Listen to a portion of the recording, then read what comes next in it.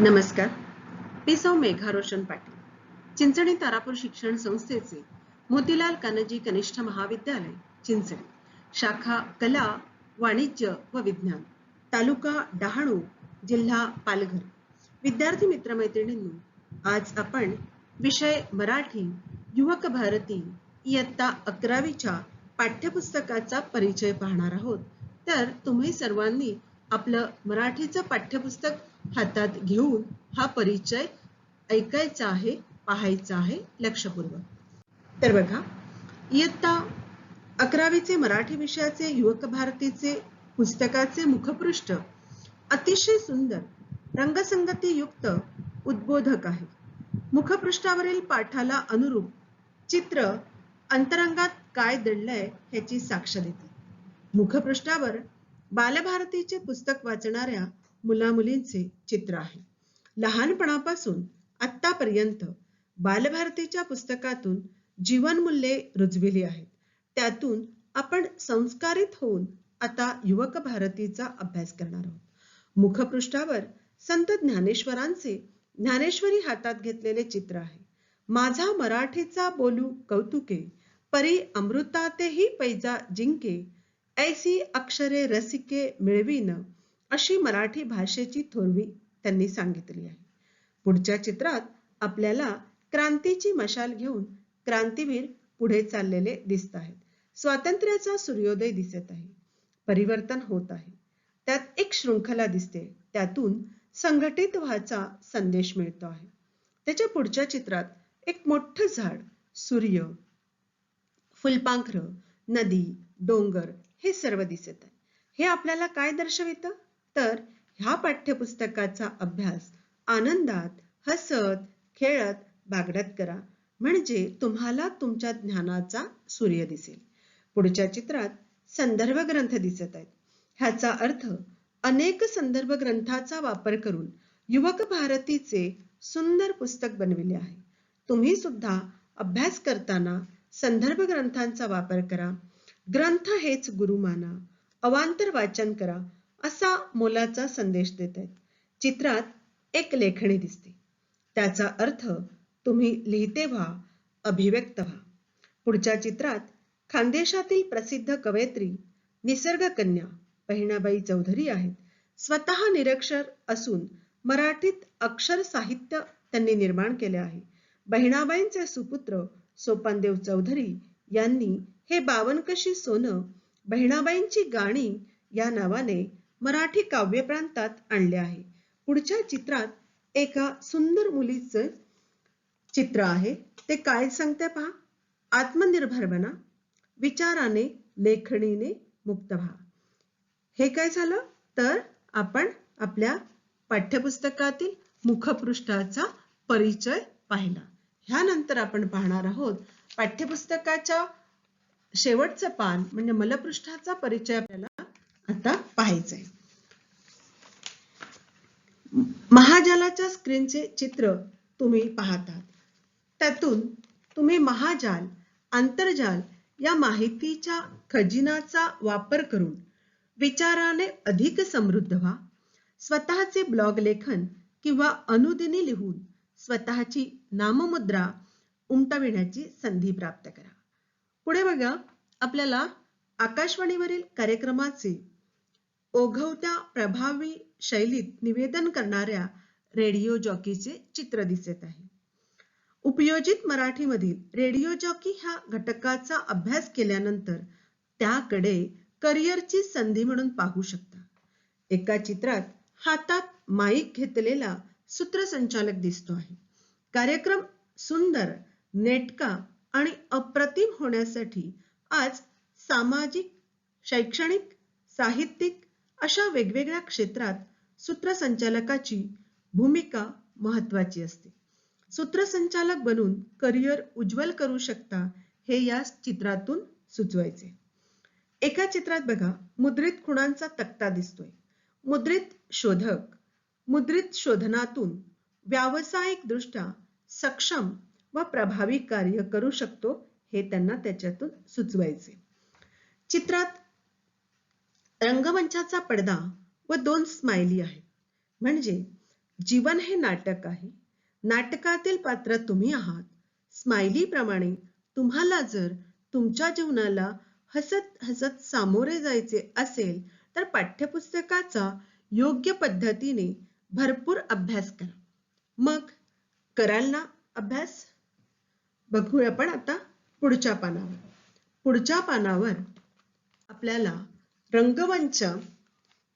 रंगमंचाचा पडदा व 2 स्माइली आहेत. त्याचबरोबर जर आपल्याकडे स्मार्टफोन असेल तर स्मार्टफोनवरील दीक्षा ॲपद्वारे पाठ्यपुस्तकाच्या पहिल्या पृष्ठावरील QR कोड द्वारे डिजिटल पाठ्यपुस्तक त्या पाठासंबंधित अध्यापनासाठी उपयुक्त दृकश्राव्य साहित्य उपलब्ध होईल असेही त्या ठिकाणी ह्या पानावर सांगितले आहे. ते तुम्ही पाहायचे. बघू आपण पुढच्या पानावर. युवक भारती पाठ्यपुस्तकाची प्रथम आवृत्ती 2019 या वर्षी महाराष्ट्र राज्य पाठ्यपुस्तक निर्मिती अभ्यासक्रम संशोधन मंडळ पुणे यांच्या सहकार्याने तयार केली आहे. ह्या पानावर आपल्याला मराठी भाषा अभ्यास गट सदस्य, मराठी भाषा तज्ञ समिती, मुख्य समन्वयक, संयोजन, चित्रकार, मुखपृष्ठ, अक्षर जुळणी, निर्मिती, कागद, मुद्रणादेश, मुद्रक, प्रकाशक ह्या सर्वांची माहिती दिली आहे. ह्या सर्वांच्या प्रयत्नांनी सुंदर असे वैविध्यपूर्ण युवक भारतीचे पाठ्यपुस्तक तयार झाले आहे. आता आपण पुढे बघूया. आपल्याला पाठ्यपुस्तकाला महाराष्ट्र राज्य पाठ्यपुस्तक निर्मिती व अभ्यासक्रम संशोधन मंडळ पुणे यांचे संचालक डॉक्टर सुनील मगर सरांनी खूप छान प्रस्तावना लिहिली आहे. ह्या प्रस्तावनेत जीवनातील आव्हाने पेलण्याची, प्रेरणा देण्याची ताकद साहित्यात असते. विविध साहित्य प्रकारांची ओळख तर होणारच आहे. शिवाय अनेक जुन्या नव्या साहित्यिकांची लेखन शैली तुम्हाला अभ्यासता येणार आहे. मराठी साहित्याची व भाषेची श्रीमंती अनुभवायला मिळणार आहे. विचारशक्ती, कल्पनाशक्ती, सर्जनशीलता यांच्या विकासाच्या संधी देणाऱ्या अनेक कृती पाठ्यपुस्तकातून आपण सोडवणार आहोत. तसेच त्यांनी तुम्हाला भावी आयुष्यासाठी शुभेच्छा सुद्धा दिलेल्या आहेत. तर बघूया विद्यार्थी मित्रांनो, आपण भाषा विषयाचा अभ्यास केल्यानंतर काही क्षमता ज्या आहेत त्या आपल्या विकसित होणार आहेत. त्या कोणत्या?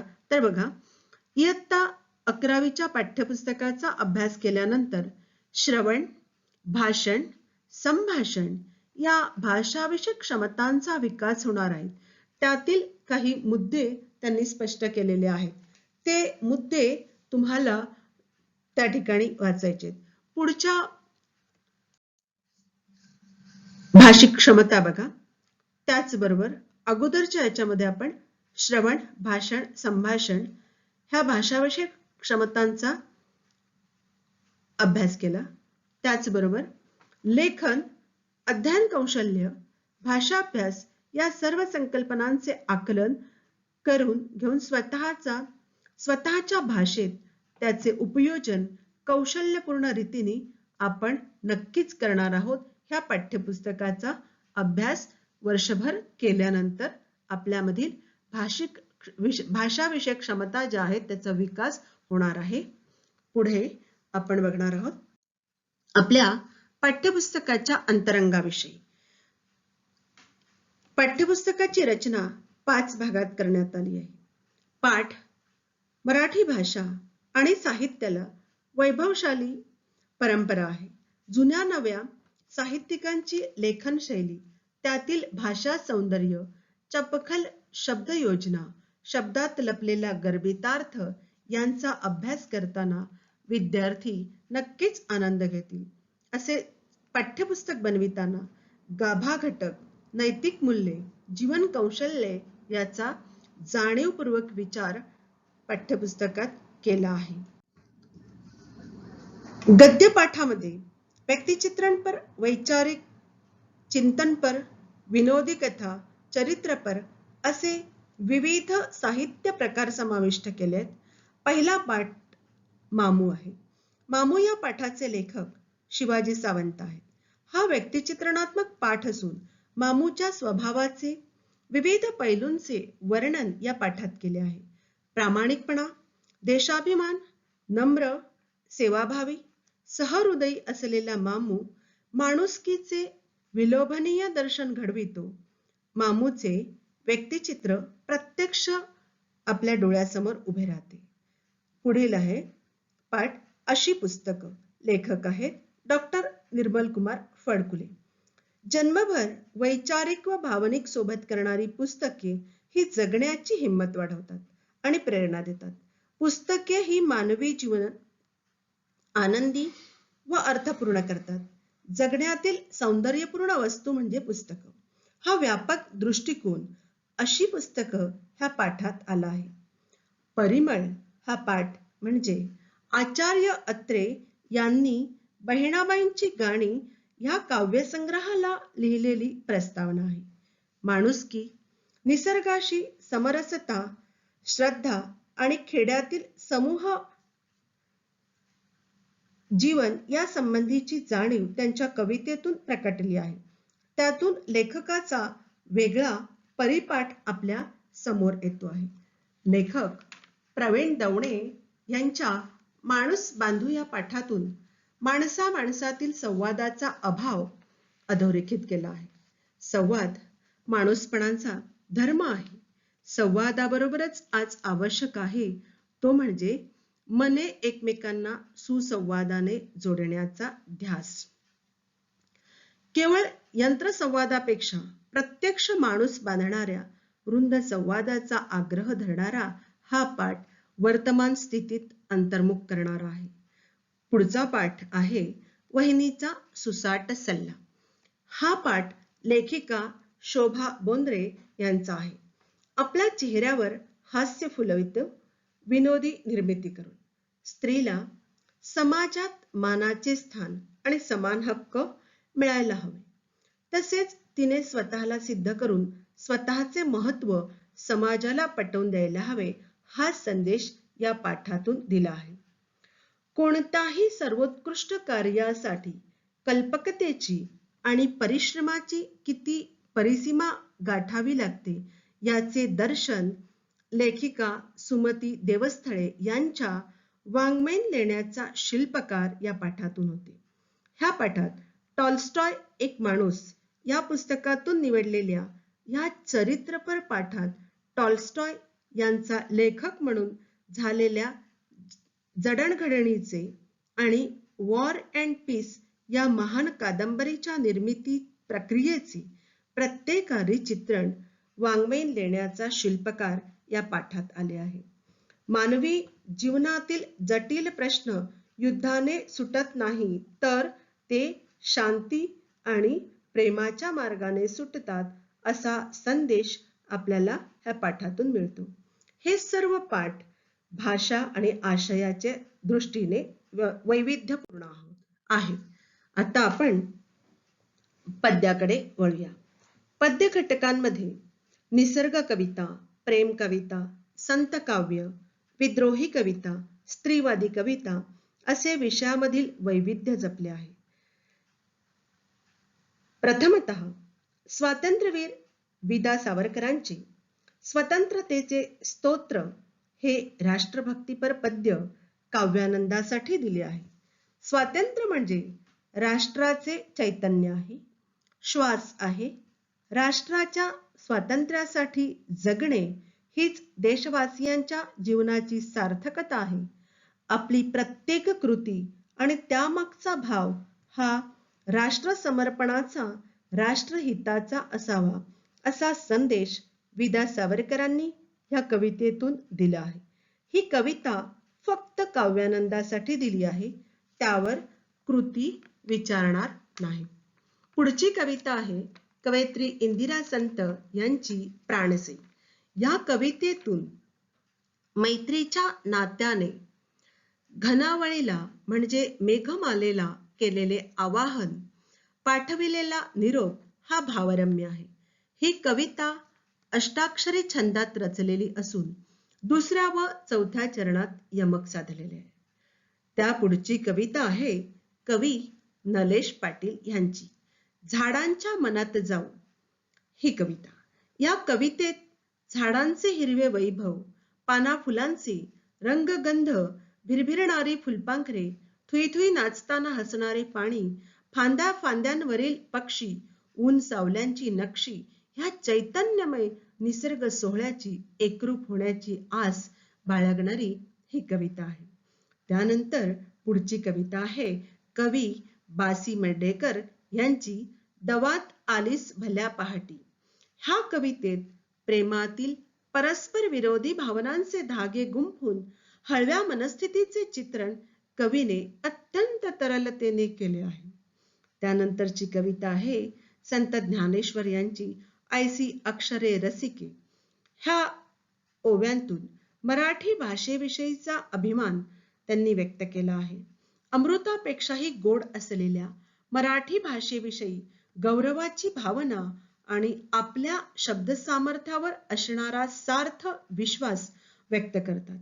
ही ओवीबद्ध रचना आहे. त्यानंतर पुढची कविता लिहिली आहे कवी यशवंत मनोहर यांनी.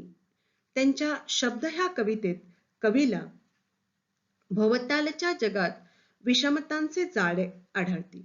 मग हे जाळे किंवा ह्या गर्दीत जगण्याचा आधार मिळण्यासाठी कवी शब्दांचा आधार घेतात. कवी म्हणून जगलेले, भोगलेले त्यांच्या कवितेतून प्रकटते. अशी ही जीवनातल्या अंधाराला प्रकाशमय वाटा दाखवणारी शब्द ही कविता आहे.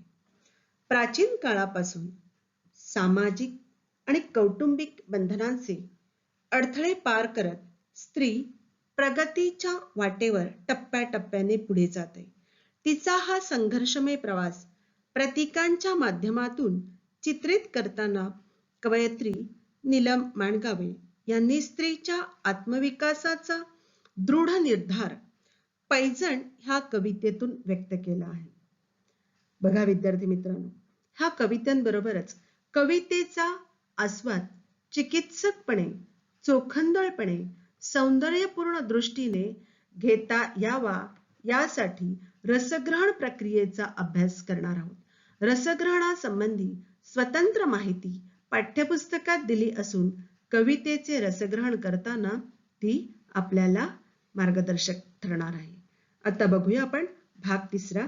त्यामध्ये नाटक साहित्य प्रकार, त्याचा परिचय, त्याच्या अभ्यासातून ह्या साहित्य प्रकाराकडे पाहण्याची सजग दृष्टी विकसित होईल. मग त्यामध्ये नाटक म्हणजे काय, नाट्य म्हणजे काय, नाट्य हा साहित्य प्रकाराचे वेगळेपण म्हणजेच संगीत नाटक, प्रायोगिक नाटक व व्यावसायिक नाटक याविषयी ओळख करून देण्यात आली आहे. या माहितीतून नाट्य क्षेत्रातील व्यवसायाची नवी क्षितिजे तुम्हाला समजू शकतील. सोबत 3 नाट्य उतारेही देण्यात आले आहेत. आशय, भाषाशैली, काळ या दृष्टीने ते वेगळे आहेत. त्यामध्ये हसवा फसवी ही दिलीप प्रभावळकर यांनी लिहिलेली नाट्यसंहिता आहे. स्वतःमधील अभिनेत्याला वाव मिळावा म्हणून नटाने रचलेली हसवा फसवी ही संहिता प्रेक्षकांना हसवता हसवता अंतर्मुख करणारी आहे. त्यानंतर प्रसिद्ध नाटककार प्रशांत दळवी यांनी लिहिलेलं ध्यानीमनी हे अगदी वेगळ्या समस्येचे चित्रण करणारे व्यावसायिक रंगभूमीवरील एक दर्जेदार नाटक आहे. ठिकठिकाणी आढळणाऱ्या व सर्वांचे लक्ष असूनही एरवी दुर्लक्षित असलेल्या अपत्यहीनतेच्या समस्येचा घेतलेला कलात्मक आणि मानसशास्त्रीय वेध हे या नाटकाचे बलस्थान आहे. ध्यानीमनी ह्या नाटकातील आई व तिचे काल्पनिक मूल यांच्या नात्यातील भावनिक बंध विचार करायला प्रवृत्त करणारा आहे. नाटककार पु ल देशपांडे यांचे सुंदर मी होणार ह्या नाटकात 2 पिढ्यांमधील अंतर अधोरेखित करणाऱ्या इतिहास काळातील सामाजिक स्थितीचे दर्शन घडते आहे. तिथे नंदनवाडीच्या महाराजांच्या राजवाड्यात घडलेल्या घटना, प्रसंग आणि संवाद यातून हा संघर्ष प्रकट झाला आहे. राजवाड्यात घडलेले नाट्य अतिशय मार्मिकपणे उलगडले आहे. नाटक ह्या साहित्य प्रकाराच्या अभ्यासामुळे विद्यार्थी नाटकाशी संबंधित व्यवसायाकडे वळू शकतील. ह्यानंतर आपण पुढचा भाग पाहणार आहोत, उपयोजित मराठी. ह्या भागात सूत्रसंचालन, मुद्रित शोधन, अनुवाद, अनुदिनी लेखन, रेडिओ जॉकी या घटकांची माहिती दिली आहे. हे सर्व घटक भाषिक कौशल्यांच्या उपयोजनाच्या दृष्टीने महत्त्वपूर्ण आहेतच, शिवाय त्या क्षेत्रातील व्यावसायिक संधीची माहिती देणारे आहेत. त्यांच्या अभ्यासातून प्राप्त केलेली भाषिक कौशल्ये प्रकल्प व सादरीकरण आणि प्रात्यक्षिक यांच्या माध्यमातून व्यक्त करण्याची संधी विद्यार्थ्यांना नक्कीच मिळणार आहे. विद्यार्थी मित्रांनो, आपण भाग 4 उपयोजित मराठी ह्या ठिकाणी पाहिलेला आहे. ह्यानंतर आपल्याला पाहायचं आहे ते म्हणजे भाग 5. भाग 5 मध्ये व्याकरण घटकांची रचना कार्यात्मक पद्धतीने केली आहे.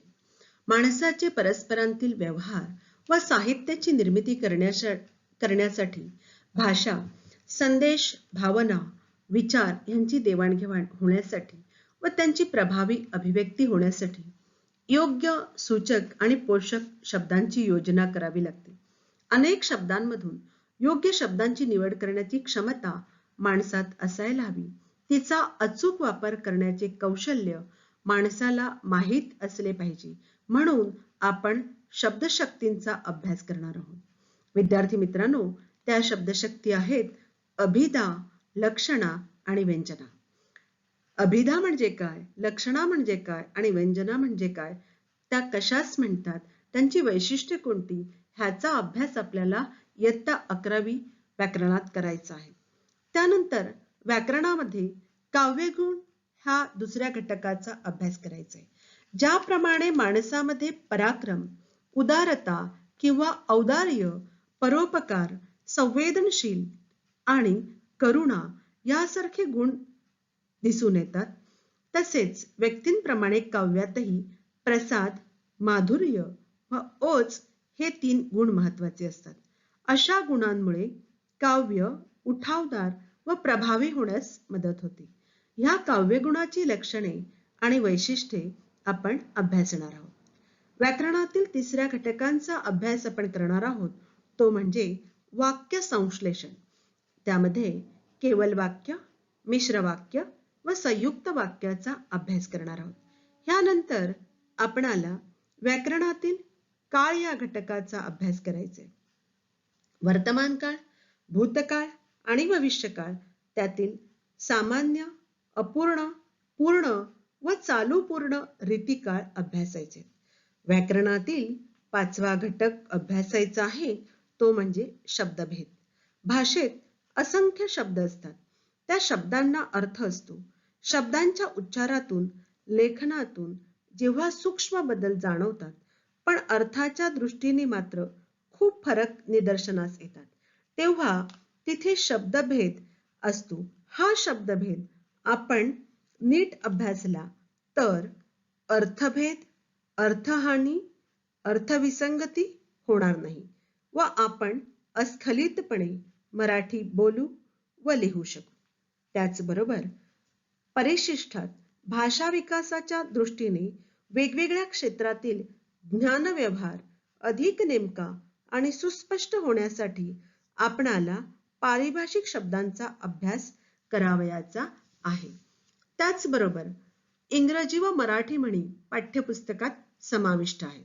नेमक्या आणि मोजक्या शब्दात मोठा अर्थ सौंदर्यपूर्ण रीतीने व्यक्त करणाऱ्या म्हणी हा भाषेला अनमोल ठेवा मिळालेला असतो.